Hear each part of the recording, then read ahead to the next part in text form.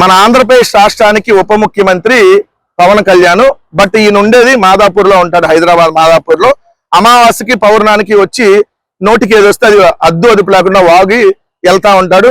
YSR Congress party ఏం చేసినా కూడా దాన్ని పెద్దగా భూతద్దంలో పెట్టి ఈ సనాతన డ్యామ్ డిస్ట్రిక్ట్ బూషిక్ స్టార్ అయినటువంటి అదే పప్పలా కచ్చుకోలే అంటారు కదా, ఆ స్టార్ అయినటువంటి ఈ పవన్ కళ్యాణ్ గారు నిన్న ఒక ప్రకటన రిలీజ్ చేశాడు. ఈయన క్యాబినెట్ మీటింగ్లకు రావడానికి మాత్రం ఈయనకి టైం ఉండదు. ఎందుకంటే అక్కడ నొప్పి ఇక్కడ నొప్పి, అక్కడ జ్వరం వచ్చింది ఇక్కడ జ్వరం వచ్చింది అంటాడు. అదే సచివాలయంలో ఉంటాడు, లేదంటే అదే మంగళగిరిలో ఉంటాడు. ఏదైతే క్యాబినెట్ మీటింగ్లకు మాత్రం రాడు. వరుసగా 3 క్యాబినెట్ మీటింగ్లకి డుమ్మా కొట్టాడు. దానికి సమాధానం మాత్రం చెప్పడం చేత కాదు ఎన్నిసార్లు అడిగిన వాళ్ళకి. నిన్న ఏం మాట్లాడుతున్నారు? గోవింద నామాలతో ప్యారడీల వైసీపీ నేతలపై డిప్యూటీ సీఎం పవన్ ఆగ్రహం. దైవాన్ని కొలిచే నామాలను అపహాస్యం చేయొద్దు. తిరుమల వెంకటేశ్వర స్వామిని భక్తితో కొలుస్తూ ఆలపించే పవిత్ర నామాలను, భక్తి గీతాలను రాజకీయ అవసరాల కోసం ప్యారడీలుగా పాడుతూ అపహాస్యం చేస్తున్నారు.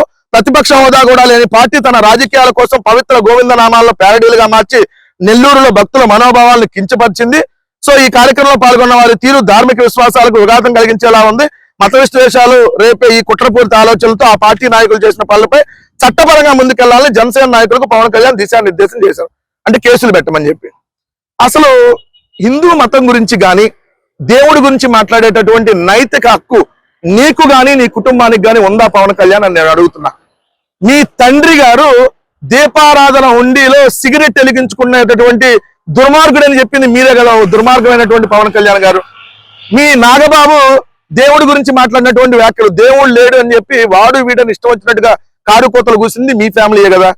2 బీఫ్ తినమని చెప్పిన నువ్వు, బీఫ్ తినమని చెప్పిన నువ్వు, ఇంటర్మీడియట్ లో బాప్టిజం తీసుకున్న నువ్వు ఎప్పుడు హిందూ మతంలోకి వచ్చావు పవన్ కళ్యాణ్? డేరా బాబా దగ్గరకు తీసుకున్నావా, లేదంటే ఇంకే బాబా దగ్గర తీసుకున్నావా? చంద్రం బాబా దగ్గర తీసుకొని వచ్చావా బాప్టిజం? అన్న పాలిటిక్ ఈ క్యాండిడేట్ అడుగుతా ఉన్నా నేను.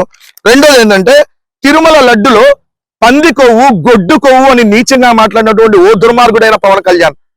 అయోధ్యకి 1,00,000 లడ్డులు పంది కొవ్వుతో తయారు చేసి పంపించారని చెప్పి తప్పుడు కొత్తలు కూసిన ఓ పవన్ కళ్యాణ్. సినిమాల్లో దేవుడి క్యారెక్టర్ తో ఏదైతే గోపాల అనే సినిమా తీసి ఒక దేవుడి లాగా ఏదైతే ప్రొజెక్ట్ చేసుకొని అవతల వెంకటేష్ గారు దేవుడిని తిడతా ఉంటాడు. ఇలాంటి క్యారెక్టర్లు చేసిన మీకు దేవుడి గురించి మాట్లాడే హక్కు ఎక్కడ ఉంది?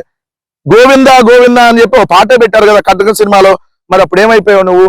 ఇన్ని దేవాలయాల మీద దాడులు జరుగుతుంటే, తిరుమలలో అన్యమత ప్రచారాలకు సంబంధించిన రింగులు అమ్ముతుంటే అది తప్పు కాదంట ఈ పవన్ కళ్యాణ్ గారికి.